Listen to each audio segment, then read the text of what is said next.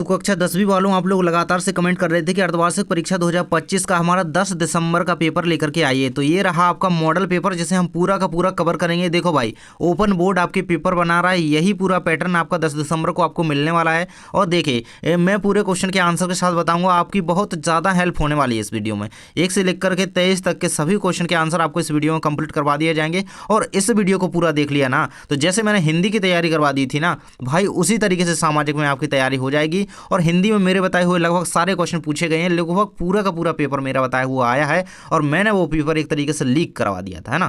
तो ये सामाजिक विज्ञान के भी आपको अगर पूरे क्वेश्चन चाहिए ना, तो बिल्कुल से वीडियो पूरा देखना है आंसर के साथ। देखिए निर्देश है, सही विकल्प, सही प्रश्न, सभी प्रश्न जो है अनिवार्य हैं करना, सभी में करवाऊंगा आपको। प्रत्येक प्रश्न के लिए आवंटित अंक उसके सम्मुख दिए गए हैं। देखिए प्रश्न क्रमांक 1 से 5 तक जो है 30 प्रश्न से हमारे, है ना। 6 से 17 तक हमारे 2-2 नंबर के प्रश्न हैं। 18 से 20 तक हमारे 3-3 नंबर के प्रश्न हैं। 21 से 23 तक हमारे 4-4 नंबर के प्रश्न हैं। और आगे देख लेते हैं प्रश्न पत्र 6 से 23 तक सभी प्रश्नों के आंतरिक विकल्प दिए गए हैं। अगला है आपका, यह प्रश्न पत्र केवल अभ्यास हेतु एक नमूना है। चलिए आगे देख लेते हैं। आपके देखिए आपका सेट ए रहेगा 1040, है ना। देखिए किसी का अलग हो सकता है, क्या पता आपके पास कौन सा आ जाए, है ना। देखिए ये रहेगा, सही विकल्प का चयन करना है आपको। 6 नंबर में सबसे पहले आपके सही विकल्प आएंगे। एक एक के आंसर बिल्कुल दिमाग में बिठाते चल रहे भैया, कौन सा क्वेश्चन का पता आ जाए, है ना। हिंदी के क्वेश्चन मेरे बताए हुए आए हैं और पूरे आए हैं। देखिए अलग अलग सेट्स आ रहे हैं। देखिए पहला क्वेश्चन आपका रहेगा यहाँ पे, निम्नलिखित में से किस प्रांत में सीढ़ीदार या सोपानी खेती जो है की जाती है। तो कौन से प्रांत में की जाती है भाई सीढ़ीदार खेती? मैंने इंपोर्टेंट क्वेश्चन में करवाया था जी, उत्तराखंड राज्य में। कौन से में? उत्तरांचल में। उत्तरांचल भी इसका उत्तर भाई लिख सकते हैं आप, है ना, इसको लिख लीजिएगा। अगला क्वेश्चन हमारा आ जाता है, काली मृदा किस राज्य में पाई जाती है? भाई ये भी मैंने कंप्लीट करवाया हुआ है। काली मृदा जम्मू कश्मीर में पाई जाती है क्या? राजस्थान में, महाराष्ट्र में, झारखंड में? नहीं, तो काली मृदा जो है हमारी महाराष्ट्र में पाई जाती है। याद रखना महाराष्ट्र में, वहाँ पे अच्छा कपास भी इसी में उगाया जाता है। याद रखना महाराष्ट्र। जल्दी से चैनल को कर लेना सब्सक्राइब, क्योंकि इंग्लिश के पेपर के लिए मैं तैयारी करवाने वाला हूँ। देखिए भारत में प्रोजेक्ट टाइगर परियोजना कब प्रारंभ हुई? 1980 में, 73 में, 1976 में, 1970 में? तो टाइगर योजना की बात कर रहा है तो 1973 में हुई थी। इसको बिल्कुल से रट लो, 73 में टाइगर परियोजना स्टार्ट हुई। नेक्स्ट हमारा, गांधी इरविन समझौता हुआ था तो कब हुआ था? तो सन 1931 में, 5 मार्च 1931 को हुआ था। इसको याद रखना, 1931, ये याद रखिएगा ना, 5 मार्च, ये जरूर से याद रखना। नेक्स्ट हमारा क्वेश्चन आ जाता है, भारत में हिंदी के अलावा कितनी भाषाओं को संविधान में 8वीं अनुसूची में दर्ज किया गया है? तो कितनी भाषाओं को भारत में, है ना, तो ये आपका इसका आंसर हो जाएगा 21 को, है ना। हिंदी के अलावा मतलब देखिए एक छूट गई, कुल भाषाएं कितनी हैं? 22, एक छोड़ दी, हिंदी के अलावा पूछा गया तो कितनी? 21 हो जाएंगी। एक हो गई तो पूरी 22 हो जाएंगी। अगला है आपका, भारत में सर्वाधिक साक्षरता वाला राज्य है तो कौन सा है? कर्नाटका है, केरल है, या हरियाणा है, या फिर पंजाब है? तो साक्षरता की बात की जा रही तो मैंने आपको कंप्लीट करवाया हुआ, सबसे पढ़ा लिखा राज्य है केरल हमारा। कौन सा है? केरल राज्य। सबसे विकसित राज्य भी कह सकते हैं इसे, है ना, केरल, है ना, मतलब साक्षरता की दृष्टि से सबसे विकसित राज्य है। नेक्स्ट हमारे क्वेश्चन आ जाते हैं भाई रिक्त स्थान के रूप में। पहला क्वेश्चन इसमें 6 नंबर के रूप में आपके क्वेश्चन दिए गए हैं। देखिए ये रहेगा पहला क्वेश्चन, भारत की सबसे बड़ी कृत्रिम झील खालिस्तान है। तो कृत्रिम झील की बात कर रहा है तो कृत्रिम झील है आपकी सबसे बड़ी भारत की गोविंद सागर झील, है ना, गोविंद सागर झील, कृत्रिम झील गोविंद सागर झील, याद रखिएगा। नेक्स्ट हमारा क्वेश्चन आ जाता है सेकंड नंबर का, कर्तन दहन प्रणाली को छत्तीसगढ़ में खालिस्तान कहा जाता है। तो कर्तन दहन प्रणाली को छत्तीसगढ़ में बेबर कहा जाता है। क्या कहा जाता है? बेबर। इसको याद रखिएगा, आंसर आपके सामने रहेगा। नेक्स्ट है आपका, आंध्र प्रदेश के कोरोमंडल तट पर सर्वाधिक सुरक्षित एवं गहरा बंदरगाह खालिस्तान है। तो कौन सा है? तो विशाखापट्टनम।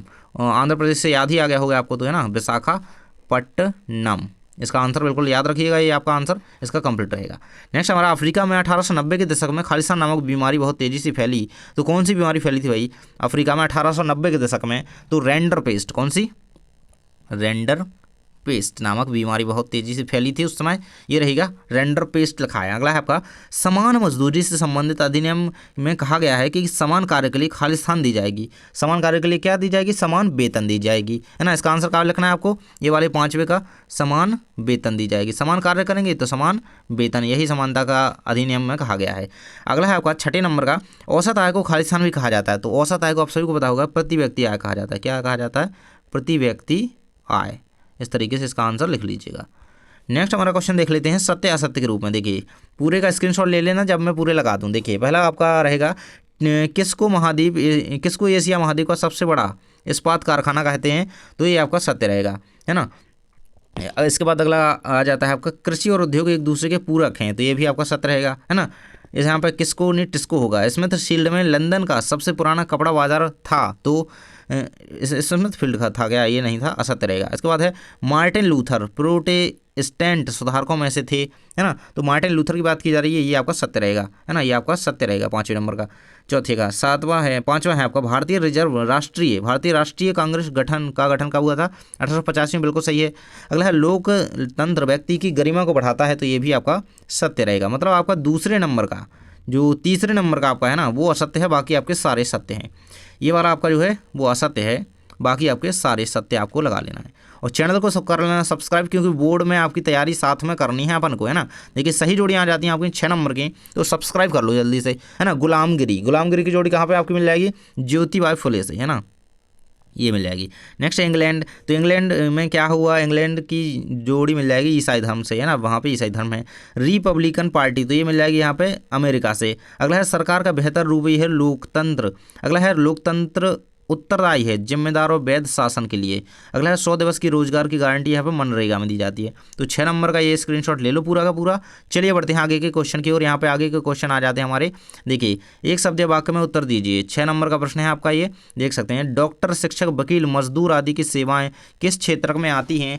तो भारत में केंद्रीय सरकार की तरफ से करेंसी नोट कौन जारी करता है ना। देखिए ये इसका आंसर मैं आपको नीचे दिखाता हूँ। देखिए वैसे तो इसकी बात करें, डॉक्टर हो गया, शिक्षक, वकील हो गया, ये कौन सी, ये तृतीय क्षेत्र में आते हैं, मतलब सेवा क्षेत्र के अंतर्गत।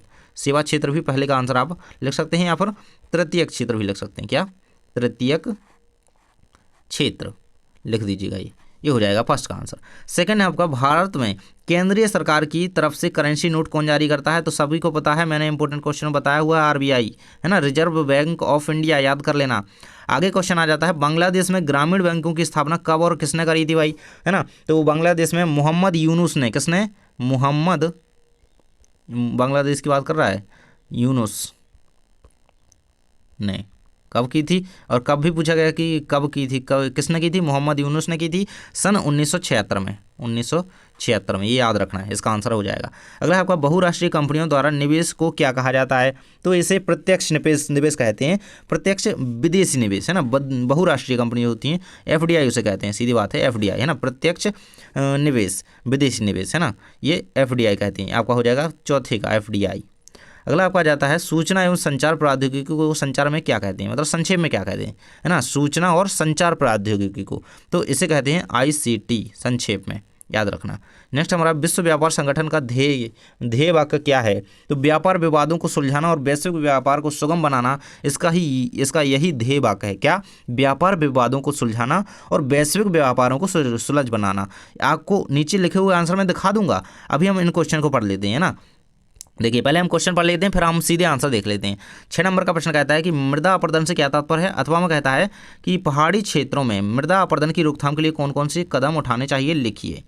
7वें नंबर का प्रश्न है, जूट को सुनहरा रेशा क्यों कहा जाता है भाई। अथवा में कहता है कि भारत की एक खाद्य फसल का नाम लिखिए एवं यह कहाँ पैदा होती है, उन क्षेत्रों के नाम भी लिखिए। तो मैं 7 और 8, 6 और 7 का उत्तर आपको नीचे दिखा देता हूँ। तो चलते हैं हम अपने उत्तर की ओर। ये देखिए, आप अगर उनके उत्तर लिखना चाहें, सारे क्वेश्चंस की ये सही जोड़ी के उत्तर दिए गए, ये एक शब्द या वाक्य के उत्तर, इसका स्क्रीनशॉट ले लीजिए, ये आपके सामने उत्तर रहेंगे, इन्हें कंप्लीट कर लेना, है ना। ये रहेगा 5वें का, ये 6वें का, है ना।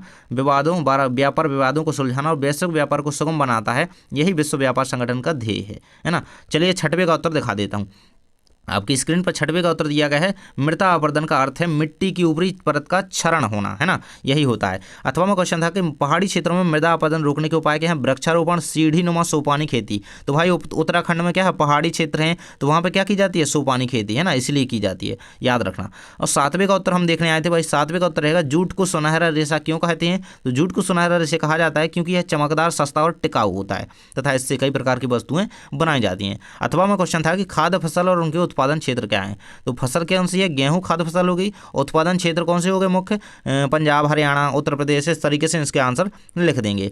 चलिए हम अपने 8वें नंबर के प्रश्न की ओर चलते हैं। और आपका 8वां नंबर का प्रश्न कहता है कि आधारभूत उद्योग से क्या आशा है। अथवा में कहता है भारत में कृषि आधारित उद्योग कौन कौन से हैं।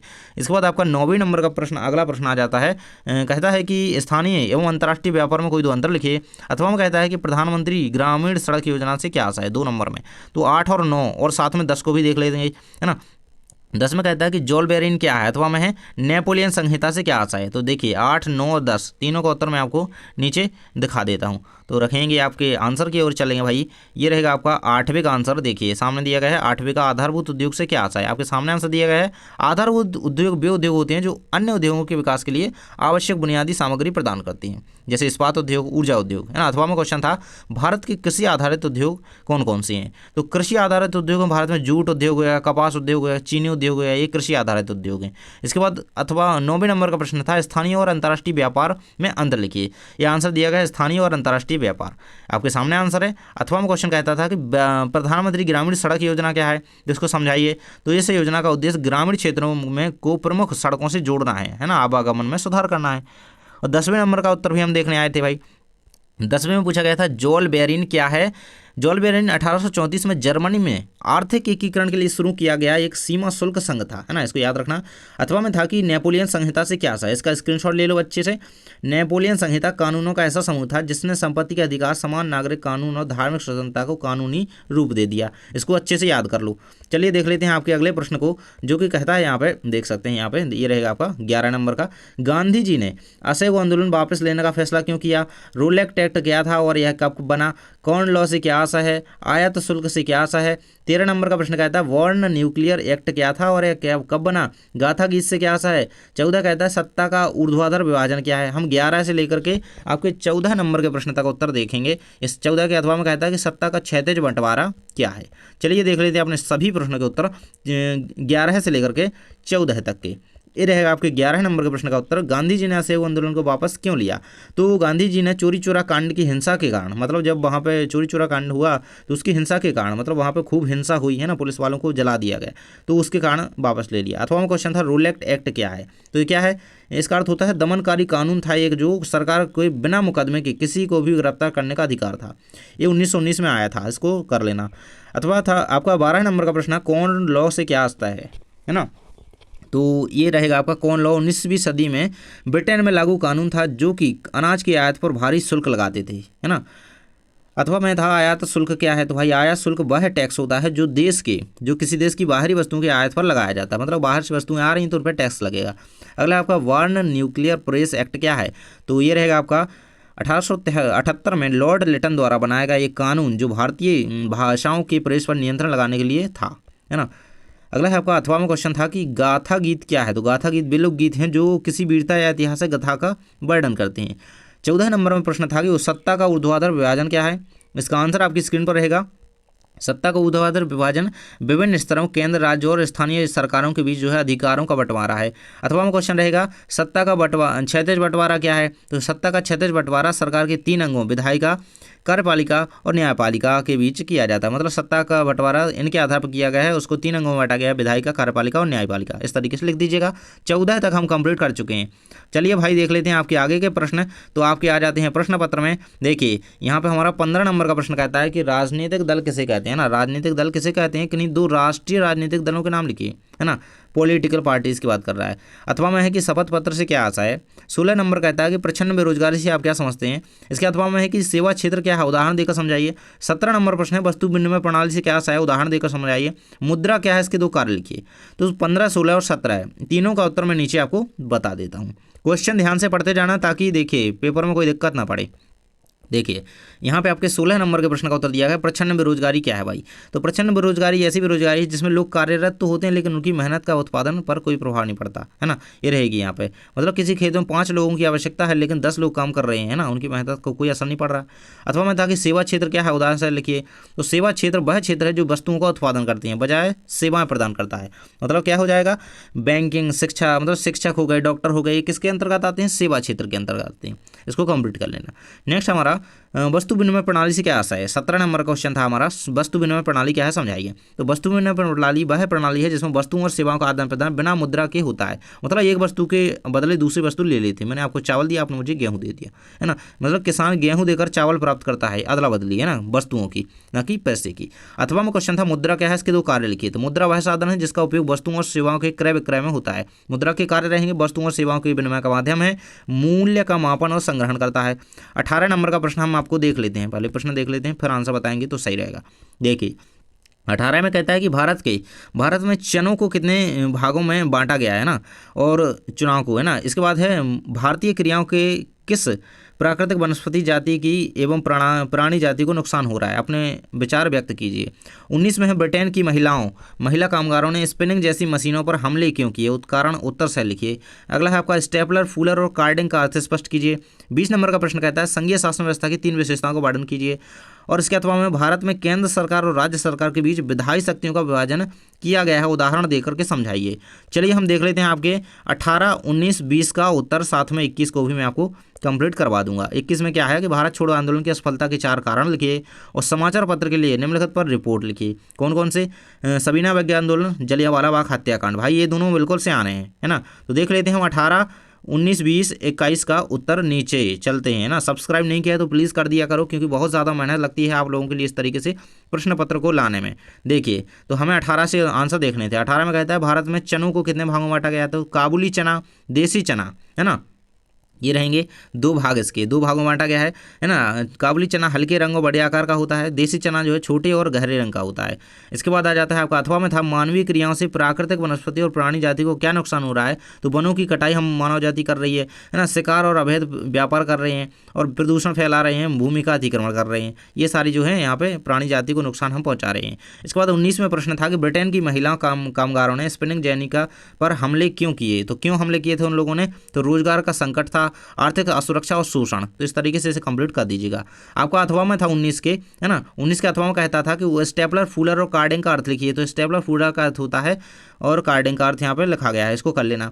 इसके बाद है संघीय शासन व्यवस्था की 3 विशेषताएं। 20 नंबर के प्रश्न में था, है ना, 20 में था ना संघीय शासन की, तो दोहरी सरकार होती है, लिखित संविधान होता है और संविधान की सर्वोच्चता होती है। हमारे यहाँ यही शासन प्रणाली है। नेक्स्ट हमारा अथवा में था केंद्रीय और राज्य सरकार के बीच विधायी शक्तियों का विभाजन किस प्रकार है, तो संघ सूची विभाजन है, इसमें संघ सूची हो जाती है, राज्य सूची, समवर्ती सूची, है ना, अनुच्छेद है। तो इस तरीके से, है ना, विधायी शक्तियों का वितरण किया गया है, निर्धारण किया गया अलग अलग।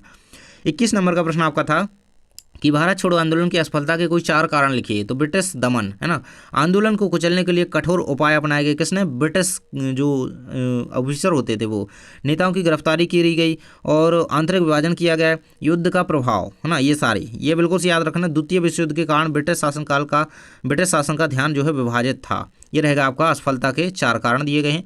इसके बाद अथवा में क्वेश्चन था कि सबीना वैज्ञा आंदोलन और जलियांवाला बाग हत्याकांड पर रिपोर्ट लिखना है। तो भाई रिपोर्ट का मतलब होता है इसके बारे में थोड़ा सा लिखना है। देखिए मतलब टिप्पणी लिखना है, सीधी बात है। देखिए 1930 में यह आंदोलन शुरू हुआ, इसके बारे में जो भी आपको आता है पूरा कुछ लिख देना, ये रहेगा, है ना।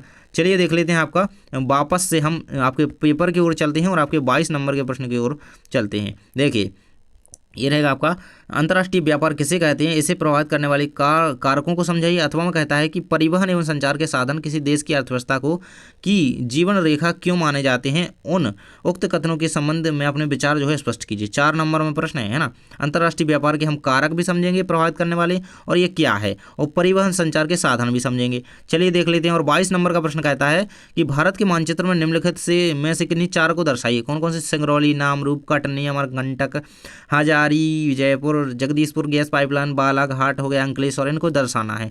तो चलिए हम इनके उत्तर देख लेते हैं, है ना। सब्सक्राइब जरूर से कर लेना यार, क्योंकि बहुत ज़्यादा मेहनत लगती है आप लोगों के लिए इस तरीके से आंसर्स ढूंढने में, है ना, सब कुछ करने में। अंतर्राष्ट्रीय व्यापार भाई 22 नंबर का उत्तर रहेगा, ये रहेगा। इससे प्रभावित करने वाले 4 कारक दिए गए हैं, प्राकृतिक संसाधन, भौगोलिक स्थिति, अंतर्राष्ट्रीय संबंध और विनिमय दर। और अंतर्राष्ट्रीय व्यापार क्या होता है, अंतर्राष्ट्रीय व्यापार 2 या 2 से अधिक देशों के बीच वस्तुओं और सेवाओं का जो है आदान प्रदान होता है, आयात निर्यात होता है। अथवा में क्वेश्चन था कि परिवहन और संचार के साधनों का क्या महत्व है और इसका हम दोहन किस तरीके से कर रहे हैं ना, इसकी जीवन रेखा के बारे में आपको समझाना था। ये रहेगा आपके सामने कंप्लीट आंसर। इसके बाद 22 के बाद 23 नंबर के क्वेश्चन में आपका था कि भारत के मानचित्र में दिए गए स्थानों को आप समझाइए, मतलब आपको उनको वहाँ पे दर्शाना था, कहाँ पे है। तो सिंगरौली, देखिए आप मैप में ऐसे अच्छे तरीके से कीजिएगा, मैंने जगह बता दी है भाई, मध्य प्रदेश में सिंगरौली तो अपना जिला है ना, और उत्तर प्रदेश की सीमा के पास है ये, है ना। और विशेषता यह क्षेत्र अपनी कोयला खदानों के लिए प्रसिद्ध है, वहाँ पे ये क्या है, विद्युत संयंत्र स्थित है। नामरूप असम क्षेत्र में मिलेगा आपको, भारत के जो है इस तरीके से मैप होता है ना, तो असम का जो क्षेत्र है इस साइड मिलेगा, है ना। तो इस तरीके से इसको याद रखिएगा ना, तो ये यहाँ पे हो जाएगा। इनको अच्छी तरीके से आप लोग कंप्लीट कर लीजिएगा। है ना। ये अमरकंटक हो गया, कटनी हो गया, ऐसे आप कर लेंगे। मैंने जगह बता दी है इसमें। बालाघाट कहाँ पे, स्थान मध्य प्रदेश में है। ये कहाँ पे, पाइपलाइन गुजरात में है। और ये स्थान कहाँ पे, अमरकंटक का मध्य प्रदेश में है। तो मैंने जगह बता दी है, आप लोग नक्शे में अच्छे से कर लीजिएगा। और नक्शे में आप कैसे भरेंगे उसके लिए प्रक्रिया बता देता हूँ। 4 स्थान चुने, उदाहरण के लिए सिंगरौली, नामरूप, अमरकंटक, अंकलेश्वर, है ना। मानचित्र पर सही स्थानों को पहचाना और उन्हें चिन्हित करें। इस तरीके से आप ये कर सकते हैं। और इसका आंसर मैं अलग से रील में इंस्टाग्राम पर डाल दूंगा, तो आप सब्सक्राइब कर लो, वहाँ पे फॉलो भी कर लो और जुड़ जाओ। Thanks for watching. मिलते हैं नेक्स्ट वीडियो में। इस प्रश्न पत्र को पूरा कंप्लीट कर लेना, क्योंकि आपके एग्जाम के लिए वेरी वेरी मोस्ट इंपोर्टेंट ये आपका रहने वाला है। Thanks for watching. मिलते हैं नेक्स्ट वीडियो में।